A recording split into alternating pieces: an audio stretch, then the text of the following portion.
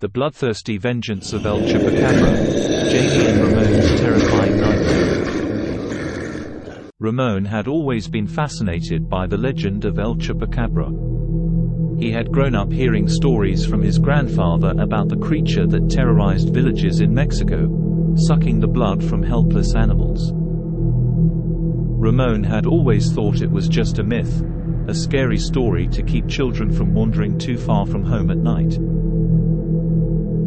But then it happened. One night, while out in the fields tending to his crops, Ramon spotted a strange figure lurking in the shadows. At first, he thought it was just a stray dog, but as it got closer, he realized it was something far more sinister. The creature stood on two legs, its body covered in thick, matted fur. Its eyes glinted in the moonlight, and its snarling mouth was filled with razor-sharp teeth. Ramon watched in horror as it lunged forward, sinking its fangs into the neck of one of his goats. He tried to scare it off, waving his arms and shouting, but the creature seemed unaffected. It continued tearing at the goat's flesh, reveling in its kill. Ramon knew he had to do something. He grabbed a stick and charged towards the creature, hoping to scare it away. But as he got closer, he realized it was useless. The creature was too powerful, too aggressive. He backed away slowly, keeping his eyes fixed on the creature as it feasted on the goat. Ramon knew he had only one choice. He had to tell someone. He rushed into town, shouting about the monster he had seen. But nobody believed him. They laughed and called him crazy. They dismissed his story as the ramblings of a scared farmer. But Ramon knew the truth. The creature was real, and it was a threat to the town. He couldn't give up. He had to find a way to stop it. That's when he met Jamie. She was a fierce and independent woman, a newcomer to the town who wasn't afraid to speak her mind. When Ramon approached her with his story, she didn't mock him or tell him he was crazy. She listened, and she believed him. Together, they set out to find the creature.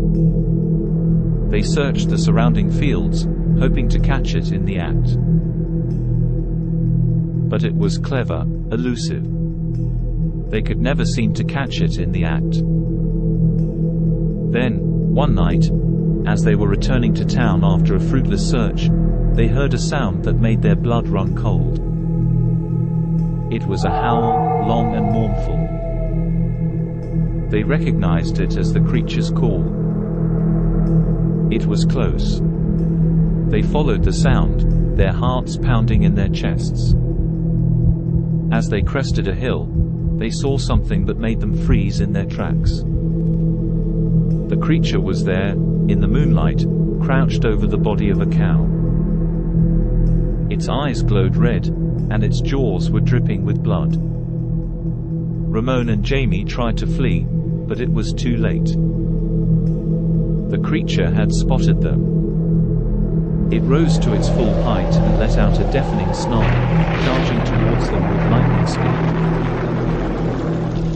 They ran as fast as they could, but they knew they wouldn't make it. The creature was too close, too powerful. Just as they were about to be attacked, there was a blinding flash of light. They felt a jolt of electricity in the air and then nothing. When they woke up, they were lying on the ground, dazed and confused. They looked around, trying to make sense of what had happened. And that's when they saw it.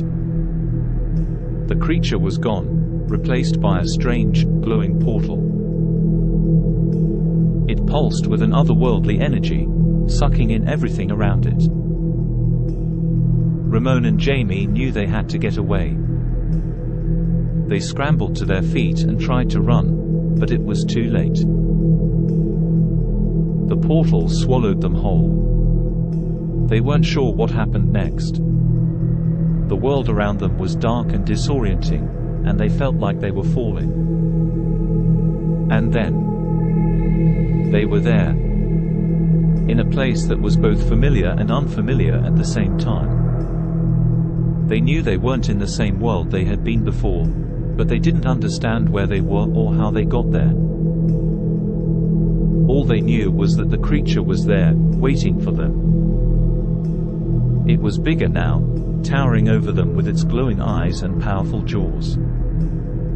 It snarled, a deep and menacing sound that made their hearts race. Ramon and Jamie knew what they had to do. They had to fight. They charged at the creature, their bodies filled with a newfound courage. They clawed and kicked and punched, doing everything in their power to take it down. But it was no use. The creature was too powerful, too resilient. It absorbed their blows, its fur bristling in anger. And then, just as they thought they had lost, something strange happened. The creature screeched in pain, collapsing to the ground. Its body convulsed and twitched, and then it was still. Ramon and Jamie looked at each other, stunned. They didn't know what had just happened, but they knew they had won. They turned to leave, to return to their world, but then it happened. The creature's body began to shift, to change. It morphed into something else, something even more terrifying. It was them, but not really them. It had their faces, their bodies, but it was distorted, twisted. They knew then that they weren't in control anymore. The creature had taken their souls, their bodies. And it would seek out others, to claim them as its own. Ramon and Jamie were gone, replaced by the monster they had tried to fight. And as they stalked through the strange, dark land they had been trapped in, they knew that they would never be free. They would hunt, and kill, and feast on the blood of their victims. Just like El Chupacabra.